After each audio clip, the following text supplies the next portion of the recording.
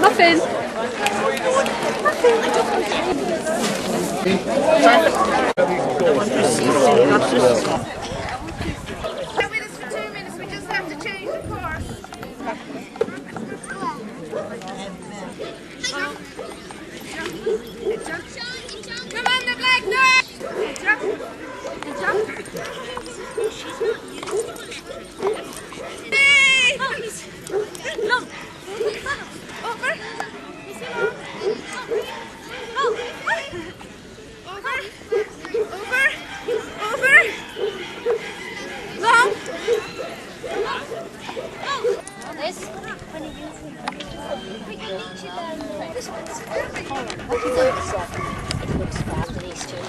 Oh, Denise, sure I know the name. Are they, Movie fame, Michael? Hello, Sean. Hello. Beautiful. Since we bought the place and since we started, as Lorcan said, we all started shopping outside the Augustinian, sleeping rough at night, freezing cold, and no place to go. So I didn't know what to do and started to bring in boxes and tins of food at night and feed on the street. And then of course I met Aunt Dinah and Irene and all the other wonderful people and Edna who were doing the same thing on the street, feeding dogs. And we formed the first animal welfare circle, and just people came and helped us, and over the years we grew into what you see today. And as I say, we're still thankfully all together, except unfortunately, as Lorcan said, his dear mother died last October, and I'm sure she's looking down on us today and smiling. Etna was always so calm and so full of advice, and we miss her today, dearie, we do. Like birthday, a lot done and more to do. And up in the hill we will have a beautiful $1 million, million euro building which will have accommodation for staff, accommodation for visitors, a beautiful dog rehoming unit, cat rehoming unit, offices, reception area, meeting rooms, and more importantly our own veterinary clinic. And then further over at the site we will have a beautiful isolation unit very similar to this for our cats. Then we can go on to stables, and we really want to put up here a garden of remembrance where we will have plaques for all our dead dogs and cats and every other animal that we want to remember. And many of us are now having our pets cremated. My last pet is at home in a beautiful cremation box, waiting to be one of the first clients for our Garden of Remembrance. So hopefully the Garden of Remembrance will go ahead very quickly now, because we can have a lot of help and advice from some of our sponsors, particularly Van Beans, have given us plans here today where we should locate the garden, and that shouldn't be very expensive for us to go forward with. Now, phase one, as you see here, is €500,000, and I would say you can all clap yourselves.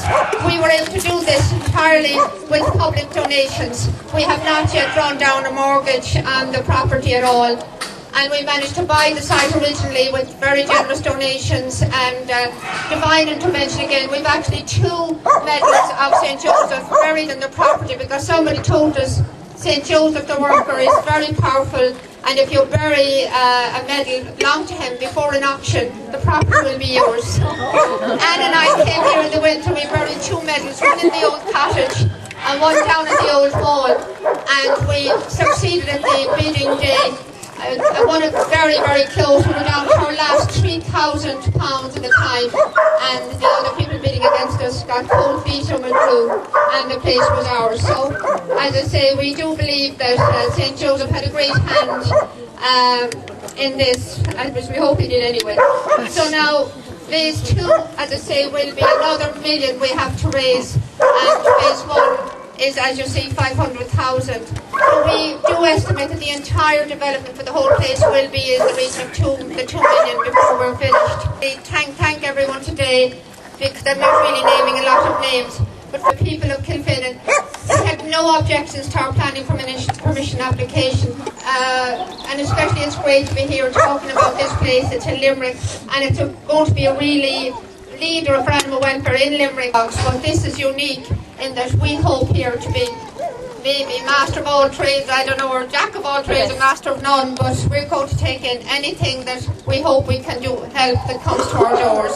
So the ladies, a lot of them can take bows here today from the charity shop. I hope you all know where our charity shop is in Parnell Street in Limerick. Charity shop is our lifeline. It keeps us going for our day-to-day expenses. Now we have a sanctuary fund where we have dedicated money goes to the sanctuary fund, but we still must keep going every day. Our monthly bill here to keep going for everything we do is 40,000.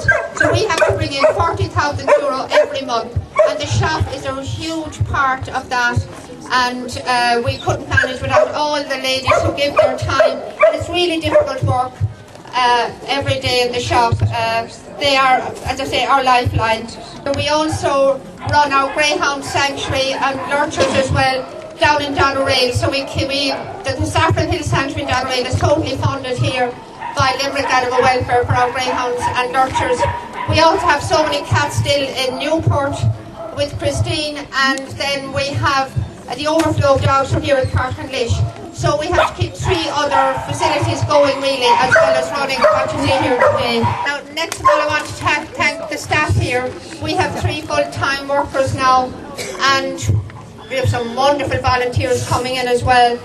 You know, as I say, Jodie and Pat are 24 hours really, so they live in the cottage, and any time of the day or night they can be up here working, and there are no hours basically. The animals don't know about 5 o'clock or 6 o'clock, so they just keep working around the clock. Now our website, I hope everybody looks at www.limerickanimalwelfare.com, and I will mention Adrian, who's actually at the moment doing our new website for us and putting a huge lot of work into that.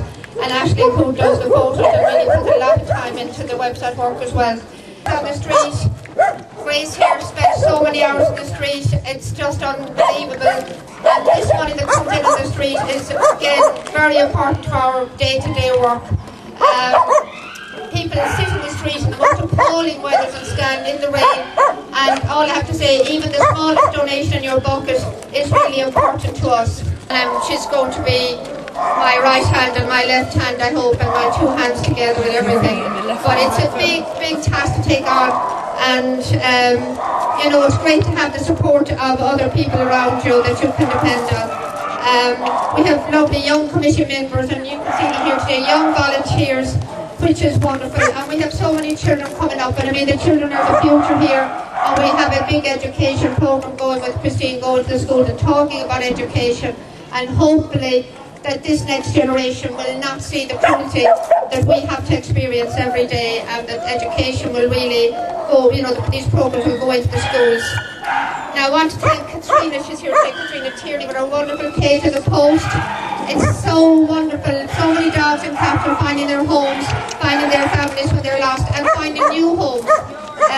It's the most important media tool we have at the minute. John Prendergast from Live 95 gives us great publicity, and Dave, who has provided the sound system here for us today. I want to thank Muffin and Cynthia. Muffin is the only dog I mentioned today. Muffin is an institution, as everybody in Limerick knows Muffin. And Muffin, I can't even say how much Muffin will have raised for us over the years. We should really have a gold plaque or a bronze statue for Muffin, because he exceeds all other fundraising. And Cynthia, we wouldn't have Muffin without Cynthia sitting there with him and being such an ambassador for Limerick Animal Welfare. Really, Cynthia really just says what Limerick is about, what Limerick Animal Welfare is about. She can sit there in the street, and there, hi Muffin. You know, we don't see any aggression from Muffin or anybody aggressive towards her. And yeah, she is really the spirit of Limerick Animal Welfare. Thank you all very much.